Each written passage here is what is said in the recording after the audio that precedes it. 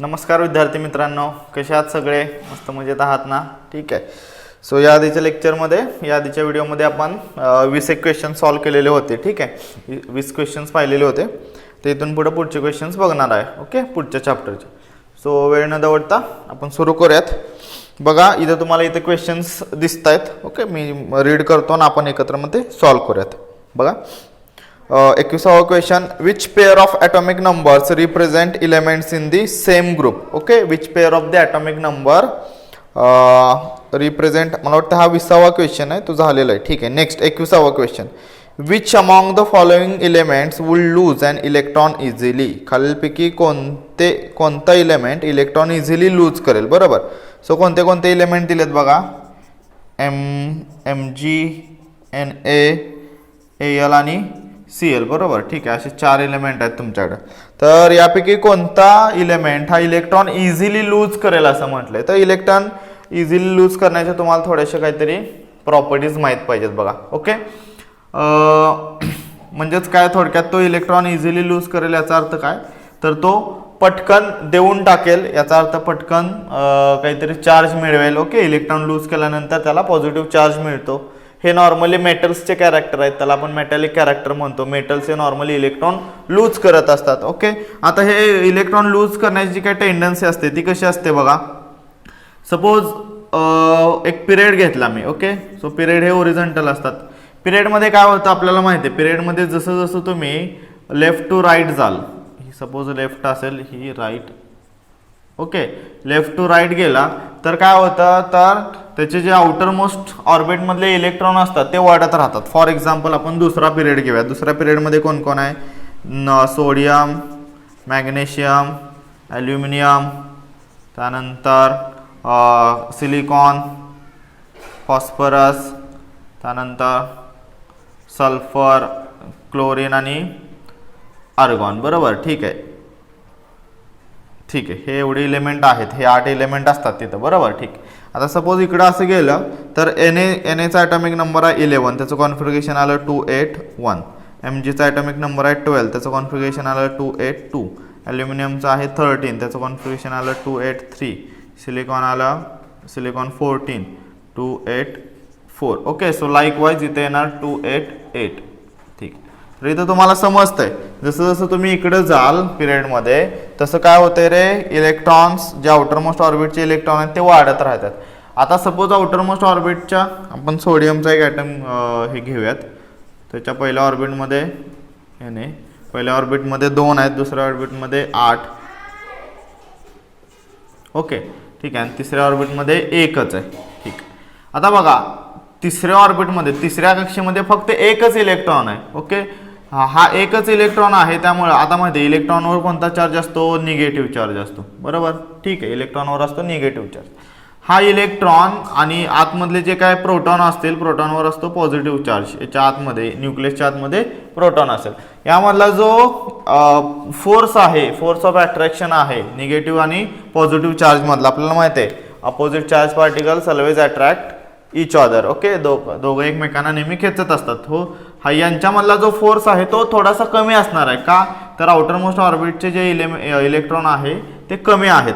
मात्र जसं जसं तुम्ही इकडे जाल तसं तसं इलेक्ट्रॉन वाढत राहत आहेत. 2 वाढले की फोर्स जास्त असणार आहे, त्यानंतर 3 वाढले की फोर्स जास्त, 4 वाढले की अजून जास्त फोर्स. ओके, सो मला सांगा, जेवढा फोर्स कमी असेल तेवढा तो पटकन इलेक्ट्रॉन निघून जाणार आहे. बरोबर, समजतंय. याचा अर्थ यापैकी सपोज असं आपण ऑर्बिट याच्यात बघितलं, तुमच्या पिरियडमध्ये बघितलं किंवा हॉरिझॉन्टल रोमध्ये बघितलं, तर ह्या 4 पैकी कुणाचा इलेक्ट्रॉन इझिली लूज होणार आहे, तर याचा. कारण की याच्याकडे 1च आहे, त्यामुळे त्याचा फोर्स ऑफ अट्रॅक्शन कमी. ओके, अट्रॅक्शन कमी असल्यामुळे तो बाहेर पटकन देऊन टाकणार आहे. ठीक आहे. सो आपल्याकडे ऑप्शन कोण कोण आहेत बघा, Mg आहे, Na आहे, ॲल्युमिनियम आहे, क्लोरीन आहे. ओके, क्लोरीन आहे. क्लोरीनचं काय येणार 287. ठीक आहे. सो हा लूज करेल का नाही, तो हा गेन करेल. सो त्यामुळं ऑप्शन कुठला तुमचा Na जो असेल, म्हणजे याच्यात ऑप्शन बी करेक्ट आहे. So 21चा option B correct. Okay, समजतंय. ठीक. नेक्स्ट क्वेश्चन बघा, which of the following is the largest element. खालीलपैकी कोणता लार्जेस्ट एलिमेंट असेल. ठीक आहे, तर तुम्हाला टेंडन्सी माहीत पाहिजेत ॲक्च्युली इथं. मी एक तुम्हाला टेंडन्सी पटकन इथं सांगतो, म्हणजे तुम्हाला ते सगळे क्वेश्चन सॉल्व्ह करता येतील इझिली. अभ्यास करा त्याचा. हे बघा, जेव्हा मॉडर्न पिरियडिक टेबलमध्ये तुम्ही लेफ्ट टू राईट जाल तर त्याचा रेडियस जो असतो तो कमी होतो, म्हणजे त्याची ॲटॉमिक साईज असते ती काय होते, डिक्रीज होते. कळालं? ओके. त्यानंतर असं जर खाली आला तर त्याचा रेडियस जो असतो तो वाढतो, रेडियस काय होतो, इन्क्रीज होतो. ठीक आहे, तो कसा तो बघू आपण. सपोज आता बघितलं आपण लेफ्ट टू राईट गेलो, लेफ्ट टू राईट जाताना काय होते, आउटर मोस्ट ऑर्बिटचा जो इलेक्ट्रॉन आहे, जो व्हॅलन्स इलेक्ट्रॉन आहे तो वाढतोय. तो वाढल्यामुळे फोर्स ऑफ अट्रॅक्शन वाढणार. फोर्स ऑफ अट्रॅक्शन वाढलं की जो आउटर मोस्ट ऑर्बिट असेल, ओके, तो काय करेल, ते जे इलेक्ट्रॉन असतील त्याच्या ज्या ऑर्बिटला आतमध्ये खेचायचा प्रयत्न करतील. समजलं? त्यामुळे त्याची साईज काय होईल, कमी होईल, कॉन्ट्रॅक्ट होईल, कंजेस्ट होईल. समजतंय? त्यामुळे जसं जसं तुम्ही लेफ्ट टू राईट जाल पिरियडमध्ये, एकाच पिरियडमध्ये, तसं काय होईल तर त्या ॲटमची साईज काय होईल, कमी कमी कमी होत राहील, म्हणजे एलिमेंटच्या ॲटमची साईज कमी होत राहील. आणि याच्या उलटा खाली याल तसं. सो आपल्याला माहिती आहे, सपोज तुम्ही एखाद्या ग्रुपमध्ये टॉप टू बॉटम आला तर सपोज पहिला हायड्रोजन घेऊयात 1 नंबरचा, ओके. त्यानंतर 2 नंबरला सपोज त्याचा ॲक्च्युअली ॲटॉमिक नंबर 3 आहे, पण तो सपोज तुम्ही असं खाली आला तर तुम्हाला कळते तो दुसऱ्या पिरियडला आहे. लिथियम असेल, त्यानंतर सोडियम असेल, त्यानंतर तुमचा पोटॅशियम असेल, बरोबर, असं आला तर हायड्रोजनला ॲटॉमिक नंबर 1 आहे त्याचा, म्हणजे त्याच्याकडे एकच ऑर्बिट आहे, के, बरोबर. लिथियमला 2 ऑर्बिट आहेत, ॲटॉमिक नंबर 3, म्हणजे त्याचं कॉन्फिगरेशन आलं 2 1, बरोबर. ठीक आहे, ह्याच्याकडे 2 आले. Na ला 3 ऑर्बिट आहेत, आत्ता बघितलेले आपण Na चे ऑर्बिट, ओके. ठीक आहे, अशा Na ला 3. तसं पोटॅशियमला 4 ऑर्बिट आहेत. जसं तुम्हाला मग समजते, खाली याल तसं काय होतं, एक एक ऑर्बिट वाढतोय. एक एक ऑर्बिट वाढला की काय होणार आहे रे, त्याची रेडियस वाढणार ना. ही काय होणार, ही रेडियस वाढणार, म्हणजे तो जो ॲटम असेल तो काय होईल, वाढत राहील, मोठा होत जाईल, जसं जसं तुम्ही टॉप टू बॉटम याल.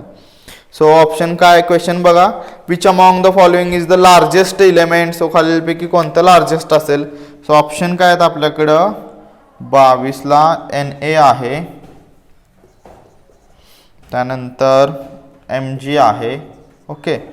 त्यानंतर पोटॅशियम आहे आणि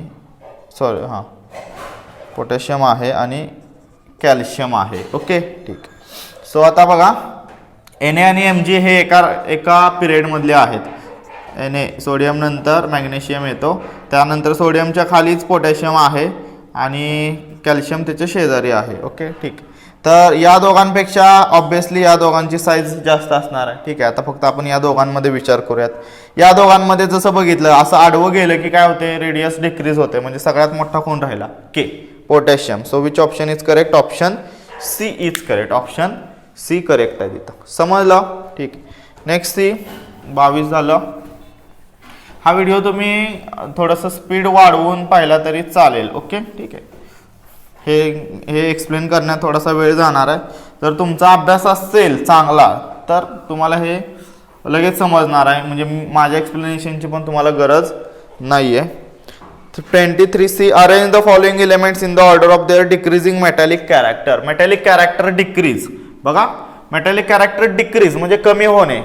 जर त्यानं पटकन इलेक्ट्रॉन लूज केला तर त्याचं मेटॅलिक कॅरेक्टर चांगलं आहे असं म्हणू, म्हणजे त्याचं मेटॅलिक कॅरेक्टर जास्त आहे. आणि जर इलेक्ट्रॉन लूज करायला थोडासा वेळ किंवा आपण असं म्हणू की कमी यानं तो लूज करत असेल तर त्याचं मेटॅलिक कॅरेक्टर कमी होत राहते. जसं आत्ता बघितलं आपण, हे बघा, सोडियम, मॅग्नेशियम सपोज, त्यानंतर ॲल्युमिनियम, सिलिकॉन असं बघू. आणि मेटॅलिक कॅरेक्टर हे मेटलमध्ये असतं. बाकीचे जे असतात ते काय करत असतात, तुमचे जे काही इलेक्ट्रॉन असतात ते गेन करत असतात. नॉन मेटल जे असतात ते इलेक्ट्रॉन गेन करतात, कळालं. मेटल असतात ते इलेक्ट्रॉन लूज करतात. सो इकडून इकडं गेलं की मेटॅलिक कॅरेक्टर काय होईल, हा पटकन लूज करतोय, बघितलं, कारण की ह्याच्या आउटरमोस्ट ऑर्बिटला एकच इलेक्ट्रॉन आहे. सो हा पटकन लूज करतोय, त्यानंतर कमी येणं हा लूज करतोय, त्यानंतर कमी येणं हा लूज करतोय, ओके. याचा अर्थ मेटॅलिक कॅरेक्टर इकडं डिक्रीज होते, बरोबर, कळालं. मेटॅलिक कॅरेक्टर काय होतं, इकडं डिक्रीज होत आहे, ठीक आहे. आणि जसं खाली याल तसं मेटॅलिक कॅरेक्टर काय होणार आहे, मेटॅलिक कॅरेक्टर वाढणार आहे. का वाढणार आहे सांगा बघू. सपोज तुम्ही खाली आल तसं आउटर मोस्ट ऑर्बिट काय होतंय, सॉरी आउटर मोस्ट शेल जो आहे तो वाढत राहतोय ना. फॉर एक्झाम्पल पहिल्याला के असेल तर दुसऱ्याला एल, तिसऱ्याला एम आणि चौथ्याला एन, असे सेल्स काय होतात वाढत राहतात. पहिल्याचा एकच शेल, दुसऱ्याला 2, तिसऱ्याला 3, चौथ्याला 4 शेल, असे शेल वाढत राहतात. बरोबर, जसे शेल वाढत राहतील तसं तसं फोर्स ऑफ अट्रॅक्शन त्यांचा कमी होईल आणि ते काय होतील पटकन ते लूज करतील. ओके, सो इकडं असं गेला तर मेटॅलिक कॅरेक्टर कमी होतंय आणि इकडून असं खाली आला तर मेटॅलिक कॅरेक्टर काय होतंय वाढतंय. ओके, त्यांनी काय सांगितलंय, त्यांनी काही इलेमेंट दिलेले आहेत आणि तुम्हाला ते मेटॅलिक डिक्रीजिंग ऑर्डरनुसार. ओके, सो सपोज Na दिलाय, कोण कोण दिले सांगा. Na, त्यानंतर Si, त्यानंतर Cl, त्यानंतर Mg आणि त्यानंतर ॲल्युमिनियम. ओके, ठीक आहे. तर यातलं हे सगळे एकाच पिरियडचे दिसत आहेत. सो मेटॅलिक कॅरेक्टर काय होणार आहे, इकडे डिक्रीज होत राहणार आहे. सो एका पिरियडमध्ये हे सगळे दुसऱ्या पिरियडचे आहेत बघा, है ना. Sodium, magnesium, aluminium, silicon, phosphorus, okay, sulphur, त्यानंतर क्लोरीन आणि अर्गॉन. ठीक आहे. सो हे असं सिक्वेन्स असणार आहे. सो आपल्याकडे ऑप्शन कोणते कोणते आहेत, Na येणार, Na नंतर कोण येणार, Mg, बरोबर. त्यानंतर कोण येणार, हा ॲल्युमिनियम, हे मेटल पहिला येणार, त्यानंतर येणार सिलिकॉन आणि त्यानंतर क्लोरीन. सो हा सिक्वेन्स आहे. तो ऑप्शन कोणता आहे बघा, Na, Mg, aluminium, silicon, chlorine. So option B is correct. Option B correct आहे याचा, बरोबर. ठीक. कॅरेक्टर तुम्हाला टेंडन्सी जर पार्ट असेल व्यवस्थित लक्षात असेल तर हे सोपं आहे. मेटॅलिक कॅरेक्टर रेडियसमध्ये काय फरक पडतो, नॉन मेटॅलिक कॅरेक्टरमध्ये काय फरक पडतो, लेफ्ट टू राईट वगैरे असं लक्षात ठेवायचं.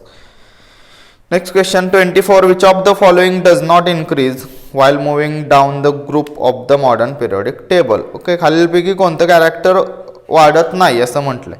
पहिलं ऑप्शन आहे atomic radius. Okay, so atomic radius काय होतं, वाढत राहतो. माहिती आहे, आउटर मोस्ट ऑर्बिट काय होतात, Na ला सपोज 2 ऑर्बिट असतील. ओके, तर खाली जो पोटॅशियम असेल त्याला, सॉरी Na ला 3 असतात, पोटॅशियमला 4 ऑर्बिट. ओके, तर लिथियमला 2 ऑर्बिट. ठीक आहे. सो ऑर्बिट काय होतात, वाढत आहेत, म्हणजे ॲटॉमिक रेडियस वाढतोय. मेटॅलिक कॅरेक्टर पण बघितलं, मेटॅलिक कॅरेक्टर पण काय होतंय, वाढतंय. कारण की काय होतंय, शेल्स वाढल्यामुळे फोर्स ऑफ अट्रॅक्शन कमी होतोय आणि तो पटकन लूज करतोय. व्हॅलन्सी काय होतंय, व्हॅलन्सी जसं जसं तुम्ही एकाच ह्याच्यात आता बघूयात आपण. व्हॅलन्सी म्हणजे काय, त्याच्या आउटरमोस्ट ऑर्बिटला किती इलेक्ट्रॉन आहे त्याप्रमाणे तो किती गेन करतोय किंवा किती लूज करतोय, याला व्हॅलन्सी म्हणतो, बरोबर. सो याचं कॉन्फिगरेशन आहे 1, याचं कॉन्फिगरेशन आहे 2, 1, बरोबर. 3 ॲटॉमिक नंबर 3 आहे, याचा 11 आहे, याचा 19 आहे, याचा 1 आहे.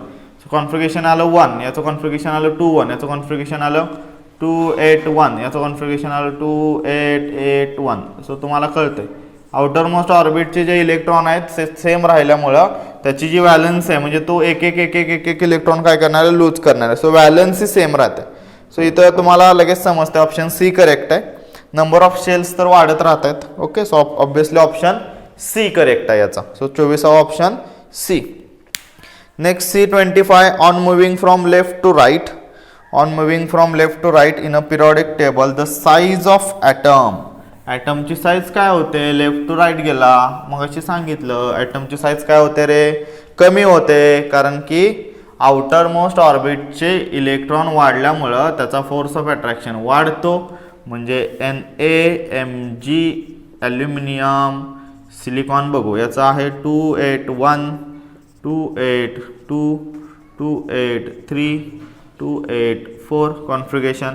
आउटर मोस्ट ऑर्बिटचे एलिमेंट्स बघा, सॉरी इलेक्ट्रॉन बघा, 1, 2, 3, 4 वाढत राहतात. इकडे जाल तसं काय होतंय, लेफ्ट टू राईट वाढत राहते, बरोबर. हा पिरियड 2 आहे, दुसरा पिरियड आहे. ओके, तिसरा पिरियड आहे, हा तिसरा हॉरिझॉन्टल रो आहे. जसं तुम्ही लेफ्ट टू राईट जाल तसं आउटर मोस्ट ऑर्बिटचे इलेक्ट्रॉन वाढत आहेत आणि आउटर मोस्ट ऑर्बिटला इलेक्ट्रॉन वाढले की फोर्स ऑफ अट्रॅक्शन वाढणार, चार्ज वाढणार, शेलवरचा चार्ज निगेटिव्ह चार्ज आहे तो वाढणार. सो त्यांचं जे अट्रॅक्शन आहे ते वाढणार. त्यामुळे काय होईल, त्या ॲटमची साईज होती ती थोडीशी कमी होते. इथं बघू आपण वाटलंच तर. ह्याचं काय बघा, 281. ओके,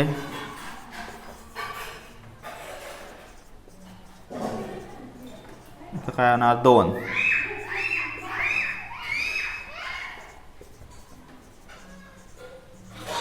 1 2 3 असं म्हणून. ठीक आहे, जसं जसं तुम्ही इकडं जाल तसं कळतंय. सोडियम आहे, हा आहे Mg, हा सोडियम, हा Mg, हा ॲल्युमिनियम. सो Mgला काय होते, 2 इलेक्ट्रॉन झाले. सो इलेक्ट्रॉन निगेटिव्ह चार्ज इकडचा वाढला, त्यामुळे अट्रॅक्शन वाढलं, त्याला 3 झालं. असं जसं जसं झालं तसं अट्रॅक्शन वाढणार आहे. त्यामुळे साईज काय होईल, कमी कमी कमी होत राहते. इथं ॲक्च्युली मी थोडीशी जास्त ते काढायला जास्त झाले, पण ती कंजस्ट होते साईज. ओके, ऑर्बिट सेमच आहेत त्याचे. ऑर्बिट सेम असल्यामुळं रेडियस हा तिसऱ्या ऑर्बिटपर्यंतच राहणार आहे, पण तरीही आउटर मोस्ट ऑर्बिटचे इलेक्ट्रॉन जास्त असल्यामुळं साईज कंजेस्ट होणार त्याची. सो ऑप्शन काय होणार सांगा मला. On moving left to right the periodic table the size of the atom decreases. Decreases first then increases, does not change. नाही. So option B is correct. Option B. So 25th option B, decrease. Now which of the following statement about the modern periodic table is correct? 26th बघा. Which of the following statements about the modern periodic table is correct? खालीलपैकी कोणतं statement correct आहे? ठीक आहे, so कोणतं statement correct आहे बघा. पहिलं, 18 हॉरिझॉन्टल रोज आर नोन ॲज पिरियड्स. 18 रोज नव्हे, हां 18 हॉरिझॉन्टल रोज. मुळात 18 हॉरिझॉन्टल रोज असतात का? नाही. रोज किती आहेत? 7 हॉरिझॉन्टल रोज आहेत, ज्यांना पिरियड म्हणतो आपण. सो ऑप्शन ए नाही. Option B, 7 vertical columns are known as periods. 7 vertical column आहेत, त्यांना पिरियड असं म्हणतो. मुळात व्हर्टिकल कॉलम 18 आहेत. सो ऑप्शन हा सुद्धा नाही आहे. 18 vertical columns are known as groups. चला, ऑप्शन सी एक करेक्ट आहे. ऑप्शन सी बरोबर आहे. 18 व्हर्टिकल कॉलम असतात, ज्यांना आपण ग्रुप म्हणतो. And 7 horizontal row R known as period. हा ऑप्शन डी सुद्धा. आडवे जे हॉरिझॉन्टल रोज असतात त्यांना आपण पिरियड म्हणतो, बरोबर. सो ऑप्शन सी आणि ऑप्शन डी हे दोन्ही ऑप्शन करेक्ट आहेत, त्याच्यात लक्षात ठेवा. 26 ला ऑप्शन सी, ऑप्शन डी दोन्ही करेक्ट आहेत. Next, the D block elements are called as dash dash elements. D ब्लॉकचे इलेमेंट आहेत, त्यांना काही म्हणतात. So D block. ओके, ह्या पहिल्या दोन कॉलमना एस म्हणतो. त्यानंतर ओके, मध्ये हे किती असतात तुमचा, हा 1 आणि 2, 1 to 2 असतात, ते एस ब्लॉक आला. त्यानंतर 3 to 12 आला, हा डी ब्लॉक आला, बरोबर. आणि त्यानंतर 13 नेक्स्ट आहे, 13 to 18 बरोबर, यांना पी ब्लॉक म्हणतो. ओके, आणि शेवटच्या 2 असतात सिरीज ॲक्टिनाइड आणि लॅन्थिनाइड सिरीज, त्यांना एफ ब्लॉक असं म्हणतात, एफ. तर ऑप्शन काय दिलाय, डी ब्लॉकला काय म्हणतात खालीलपैकी? Transition, metalloid, normal and inner transition. ठीक आहे, तर त्या डी ब्लॉक एलिमेंटला आपण काय म्हणतो? Transition, metalloid, normal, inner transition. ठीक आहे, तर मेटलॉइड तर नॉर्मली पी ब्लॉकमध्ये येतात. इथं झिगझॅग लाईन वर जे असतात ते मेटलॉइड असतात, बरोबर, हे आपण बघितलेलं आहे. त्यानंतर नॉर्मल आणि इनर ट्रान्झिशन. यापेक्षा ट्रान्झिशन म्हणजे काय, तर हे सगळे एलिमेंट असतात ते ट्रान्झिशन. इकडं मेटल, त्यानंतर ह्या मेटलचं मेटल नंतर हळूहळू नॉन मेटलमध्ये पी ब्लॉकचे जे एलिमेंट असतात ते नॉन मेटल असतात नॉर्मली. ओके, बऱ्यापैकी नॉन मेटल आणि मेटलाइड, आणि इकडं अलीकडं मेटल सुद्धा असतात. सो यांना आपण डी ब्लॉकचे एलिमेंटना ट्रान्झिशन एलिमेंट असं म्हणतात. ओके, सो 27चा option A is correct. Next C 28. The size of atom is indicated by. हां, इट्स साइज ऑफ ॲटम कशाने दाखवतो? मुळात साइज म्हणजे काय माहीत पाहिजे तुम्हाला ॲटमची. सपोज एखादा ॲटम घेऊयात, सोडियमचा ॲटम घेतला आपण. ओके, सो सोडियमच्या ॲटममध्ये पहिल्या ऑर्बिटमध्ये 2, दुसऱ्या ऑर्बिटमध्ये 8 आणि तिसऱ्या ऑर्बिटमध्ये 1. ओके, सो याच्या न्यूक्लियसपासून ते आउटरमोस्ट ऑर्बिटपर्यंतचं जे काय डिस्टन्स असतं त्याला आपण रेडियस म्हणतो, आणि ह्या रेडियसलाच त्याची साईज असं म्हणतात. कळलं? सो सोपं आहे. The size of atom is indicated by its radius. लक्षात घ्या, ॲटॉमिक नंबर नव्हे, ॲटॉमिक नंबरने नाही, तर त्याच्या रेडियसने साईज ऑफ ॲटम दाखवली जाते. Size of atom is indicated by its radius R. Okay, कळलं? ठीक आहे, so option B is correct here.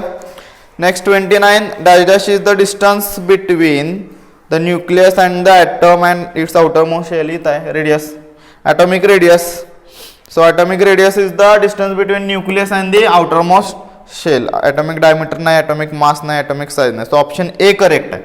So 29th option A, atomic radius. Next see 30 atomic radius is expressed in, atomic radius आपण कशात मोजतो. Okay, so ते distance आहे ते मीटरमध्येच मोजलं जाणार आहे, पण ओके, सो ते खूप लहान असल्यामुळे आपण ते पिकोमीटरमध्ये मोजतो. सो ॲटॉमिक साईज किंवा त्याला रेडियस म्हणू शकता. ओके, आर हे पिकोमीटर म्हणजे 10⁻⁻12 मीटर, याला आपण पिकोमीटर म्हणतो. याला काय म्हणतो? Picometre. Okay, picometre. So 1 picometre हे माहीत पाहिजे तुम्हाला. 1 picometre is equal to 10⁻⁻12 metre. जसं 1 nanometre is equal to 10⁻⁹ metre, तसंच 1 पिकोमीटर इज इक्वल टू 10⁻12. खूप लहान असतं ते. ठीक आहे, तुम्हाला हे इलेक्ट्रॉन मायक्रोस्कोप खाली बघावं लागतं. So atomic radius is expressed in the unit of picometer. So option B is correct for 30 option B. Next see 31. The tendency of an element to form cation. Cation म्हणजे काय रे? Positive charge ion ला आपण cation असं म्हणतो. So त्यांनी काय म्हटलंय? The tendency of element to form a cation is the dash dash character of an element. Cation कोण? Positive charge. पॉझिटिव्ह चार्ज कुणाला मिळतो? जो लूज करतो, तो जो देतो, है की नाही? देता देता एक दिवस घेता घेता एक दिवस देणाऱ्याचे हात द्यावेत, अशी एक कविता होती. ठीक आहे, तसंच त्याप्रमाणे हात देतो. ओके, देतो, लूज करतो म्हणून त्याला पॉझिटिव्ह चार्ज मिळतो, त्याला कॅटायन म्हणतो. मग कोण लूज करतं? तर मेटल नॉर्मली लूज करत असतात, बरोबर. ठीक आहे, जसं सोडियम, मॅग्नेशियम, ॲल्युमिनियम हे काय करतात? लूज करतात ना. सो ते कुठला क्वेश्चन आहे हा? 31. The tendency of an element to form a cation. Cation म्हणजे पॉझिटिव्ह आयन मिळवणे. सो हे मेटलिक कॅरेक्टर आहे, मेटल लूज करतो, लूज केल्यानंतर पॉझिटिव्ह चार्ज मिळणार आहे ना. सो ऑप्शन सी करेक्ट आहे याचा, option C. Next 32. Dash is in liquid form in the halogen family. Halogen family माहिती आहे तुम्हाला? हॅलोजन कोण? Chlorine, bromine, iodine. ओके, तर हे हॅलोजन आहेत, हॅलोजन गॅसेस आहेत, त्याच्या खाली सुद्धा असतात. सो यापैकी काय सांगितलंय त्यांनी? फ्लोरीन एक आहे, Fl पण आहे, F. सो यापैकी कोणता लिक्विड फॉर्ममध्ये असतो? सो हा गॅसमध्ये असतो, हा सुद्धा गॅसमध्ये नॉर्मली हा असतो. ब्रोमीन हा लिक्विड फॉर्ममध्ये असतो. ओके, आणि आयोडीन हा सॉलिड फॉर्ममधला आहे. कळालं? हे नॉन मेटल असून सुद्धा लिक्विड आणि सॉलिड आहेत, लक्षात ठेवा. सो ऑप्शन बी, ब्रोमीन किती नंबरला आहे? सी, 32चं, 32चं सी, ब्रोमीन. ओके, त्यानंतर 33 बघा. While going from top to bottom in a group of atomic radius काय होतं? ठीक, याच्यात पिरियॉडिक टेबलमध्ये टॉप टू बॉटम आलं तर ॲटॉमिक रेडियस काय होणार आहे? वाढणार आहे का? तर ॲटॉमिक शेल्स वाढतात, नंबर ऑफ शेल्स वाढतात ना, ऑर्बिट वाढतात, जसं खाली आलं तसं. मग हे खूप वेळा तुम्हाला सांगितलेलं आहे आता मी. सो काय होईल रे? इन्क्रीज होईल. While going from top to bottom, the top to bottom in a group the atomic radius increase. Okay, का? तर नंबर ऑफ ऑर्बिट इन्क्रीज होतात. 33चं A option. Next 34. The tendency of an element to form anion. Anion कधी मिळतो? जेव्हा negative charge मिळतो. Negative ion कधी मिळतो? त्यालाच ॲनायन म्हणतात. तो निगेटिव्ह चार्ज कधी मिळतो? जेव्हा आपण घेतो. ओके, गेन करतो. सो क्लोरीन वगैरे. सो क्लोरीन काय करतो? गेन करतो. एक इलेक्ट्रॉन काय करणार आहे? गेन करणार आहे. सो क्लोरीन काय आहे? नॉन मेटल आहे ना. सो हे नॉन मेटॅलिक कॅरेक्टर आहे. To form anion is a non metallic character, लक्षात ठेवा. सो ऑप्शन ए, 34चा option A. Next C 35. The elements from the zero group are called. Zero group. आता तुम्ही म्हणाल झिरो ग्रुप कुठं आहे सर? तर आहे, मेंडेलिव्हच्या वेळी त्यांना मेंडेलिव्हने झिरो ग्रुप बनवलेला, कारण की त्याला ते इलेमेंट इनर्ट गॅस इलेमेंट आहेत ते माहीत नव्हते. ओके, सो त्यानं काय केलं? त्याचं प्रेडिक्शन चांगलं होतं. ओके, आणि माहीत नव्हतं म्हणण्यापेक्षा त्याच्या उत्तरार्धात, ओके, त्याच्या आयुष्याच्या शेवटच्या काळात हे इलेमेंट नोंद झाले. मग त्याच्यासाठी त्यानं प्रोव्हिजन केलेलं झिरो ग्रुप बनवला. ओके, तो झिरो ग्रुप होता तो इनर्ट गॅसचा होता. सो त्याला आपण नॉर्मली नोबल गॅसेस म्हणतो. इनर्ट गॅसेस म्हणजेच नोबल गॅस, जे की मॉडर्न पिरियॉडिक टेबलमध्ये 18वा ग्रुप आहे तो त्यांचा. कळालं? Noble gases. Argon, neon, helium, xenon, krypton ते. Next, so those are the noble gases. Option D, 35चा ऑप्शन डी, नोबल गॅसेसला झिरो ग्रुप मेंडेलिव्हने बनवलेला. मॉडर्न पिरियॉडिक टेबलमध्ये तो 18वा ग्रुप आहे. नेक्स्ट ही 36 रायटिंग अ केमिकल, हां आता हे थर्ड चॅप्टरचं आहे बघा. Writing a chemical reaction in brief by using chemical formula is called. Okay, chemical reaction आपण व्यवस्थित जेव्हा केमिकल फॉर्म्युलाच्या मदतीनं लिहितो, लेफ्ट अँड राईट साईड त्याच्या लिहितो बरोबर. फॉर एक्झाम्पल एक सोपी रिॲक्शन घेऊयात. कोणती घेऊयात? Carbon plus oxygen, it gives you CO2. Okay, so हा कार्बन, हा ऑक्सिजन. ओके, हा कार्बन मे बी सॉलिड असेल, हा असेल ऑक्सिजन गॅस स्टेट मधला. ठीक आहे, किंवा इथं G लिहूयात आपण. त्यानंतर हा CO2 गॅस, कार्बन डायऑक्साईड, हा एक सिंपल गॅस तयार होतं बरोबर. ठीक आहे, सो ही अशी जी काय रिॲक्शन लिहिली जाते त्याला केमिकल इक्वेशन असं म्हणतात. त्याला काय म्हणतात? केमिकल इक्वेशन किंवा रिॲक्शन सुद्धा म्हणू शकतो. सो याला आपण काय म्हणतो रे? Chemical equation. The writing a chemical reaction in brief, so that is called as the chemical equation. Option C, 36 option C. Chemical change पण आहे, पण ह्या लिहिण्याला आपण केमिकल इक्वेशन असं म्हणतो.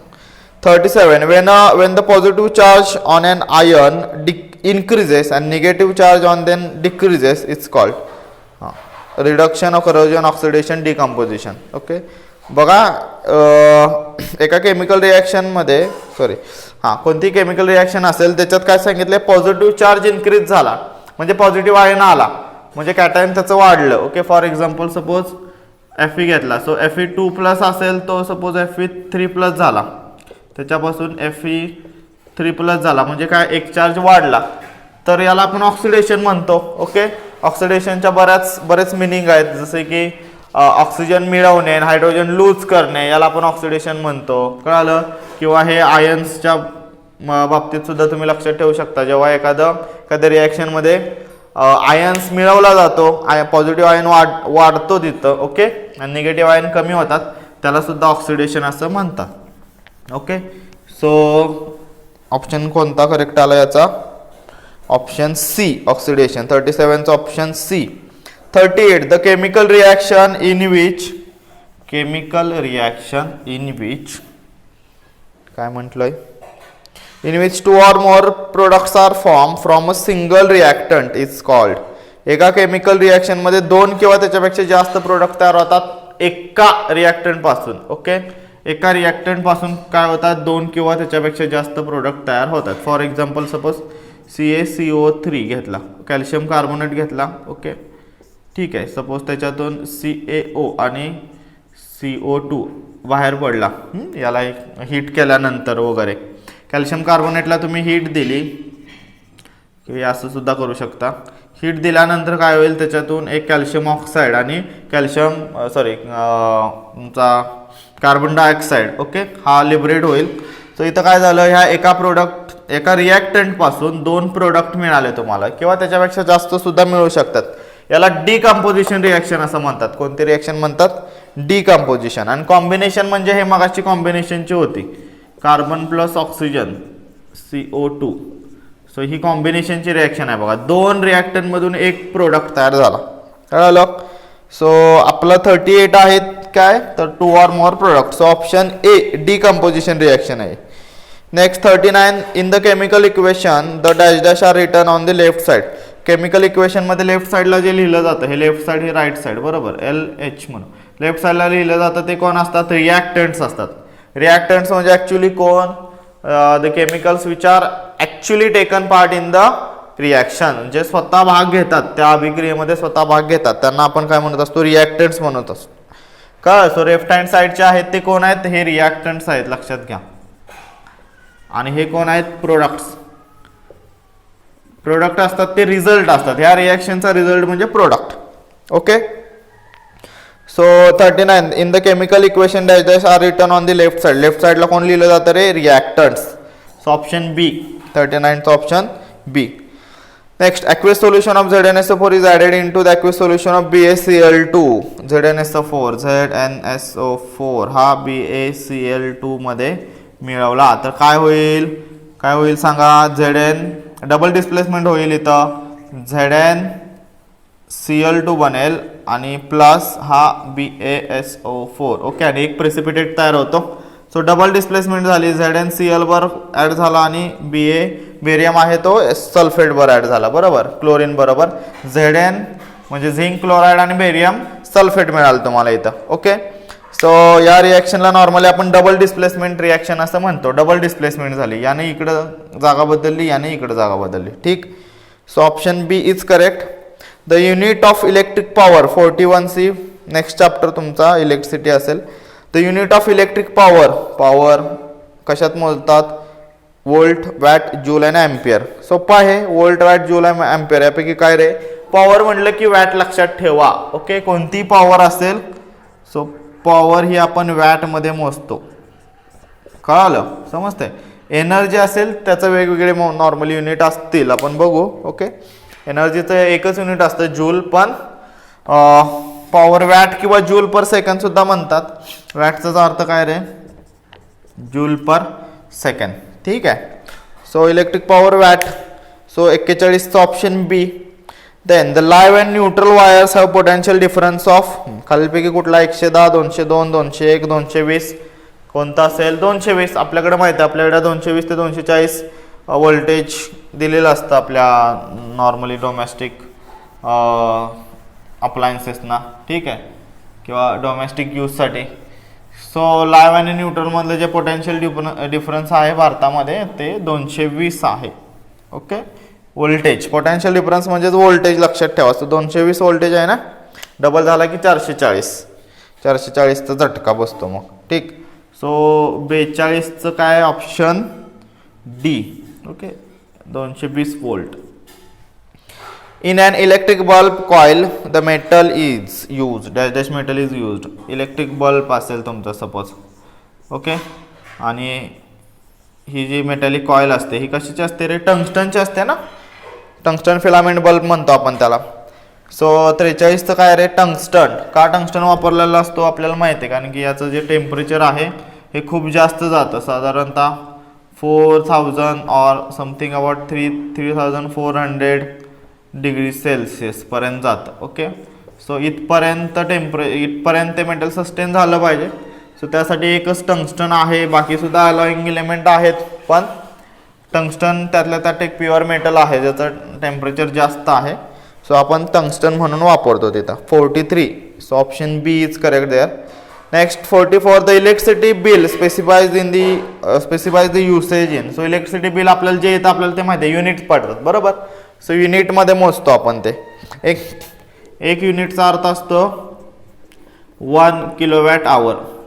किलोवॅट इंटू आवर. एका तासासाठी किती किलोवॅट एनर्जी तुम्ही घेतली त्याला आपण एक युनिट म्हणतो. आणि आपलं इलेक्ट्रिसिटीचं बिल आहे ते ह्या युनिटवर निघतं, किती रेट असेल तसा. सपोज 50 युनिट आणि सपोज 9 रुपये रेट असेल. ओके, तर मग 9 गुणिले 50 तेवढं 450 रुपये तुम्हाला काय मिळेल?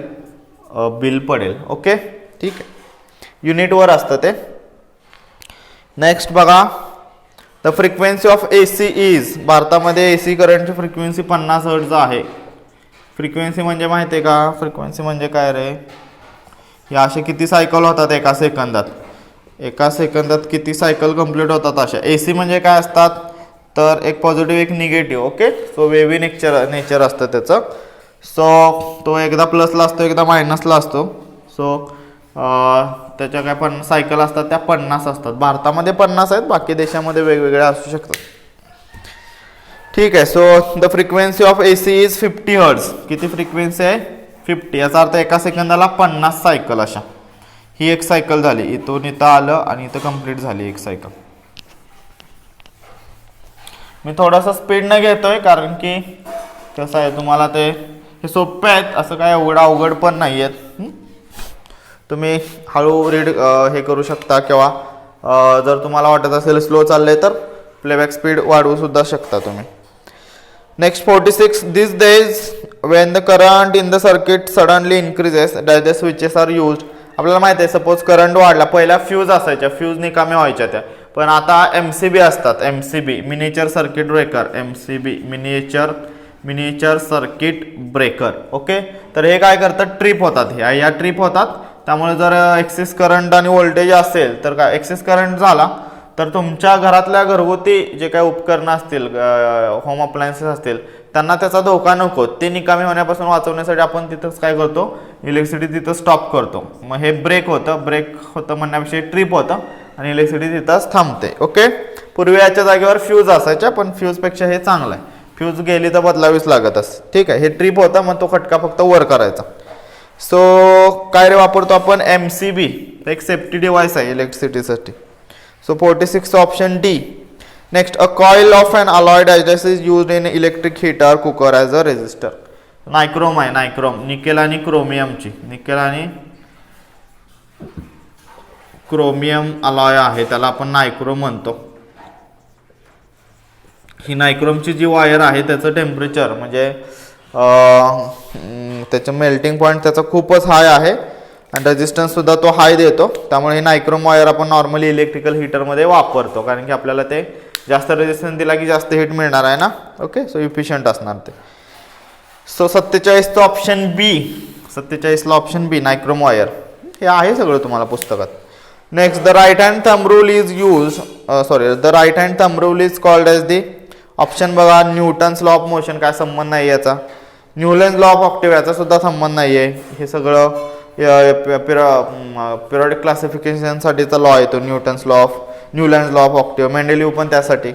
मॅक्सवेल कॉर्कस्क्रू माहिती आहे तुम्हाला, राईट हँड मॅक्सवेल कॉर्कस्क्रू म्हणजे काय तर एक काही वाईनच्या बॉटल असायच्या, ओके, किंवा असतात नॉर्मली, त्याला एक कॉर्क असतो पुढं, बुच म्हणतो आपण त्याला.